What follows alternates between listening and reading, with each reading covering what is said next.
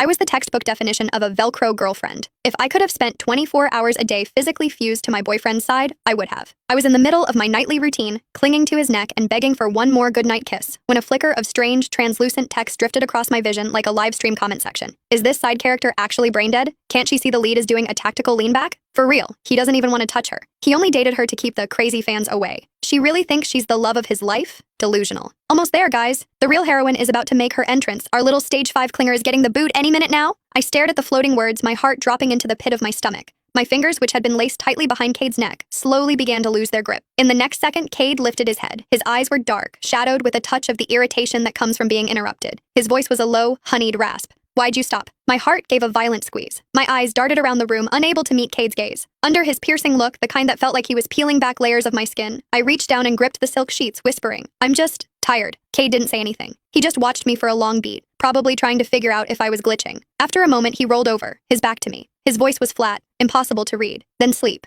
Staring at the broad, cold expanse of his back, I felt like I'd just swallowed a mouthful of ash. It was bitter and suffocating. I sat up and clicked off the lamp. As I lay back down in the dark, the words from that comment kept looping in my brain. I shifted toward the very edge of the mattress, leaving a vast, empty canyon of space between us. I did my absolute best to stay as far away from Cade as possible. I didn't dare press against him like a heat-seeking missile the way I usually did. Maybe if I stop being so much, I thought, he'll hate me a little less. In the silence, I heard his steady, rhythmic breathing, but my mind was miles away. To be honest, it wasn't like I hadn't noticed. I wasn't that blind. Cade had always been lukewarm. Whenever I tried to get close, I felt that split second of tension in his frame, a subtle rigidity. But I loved him so much it made me stupid. I wanted to be his shadow, his accessory, his constant. Cade never complained out loud. But looking back, those tiny furrows between his brows, the way his jaw tightened, they were all flashing red lights. He didn't want this. I'd just been playing dumb. I'd lied and told him I was scared to live alone just so I could move into his place. Then I'd pushed for more, invading his bedroom until I was a permanent fixture, wrapping my limbs around him every night like an octopus. He hadn't kicked me out, sure, but his first instinct was always to resist. I'd just been so desperate to be with him that I'd filtered out the truth.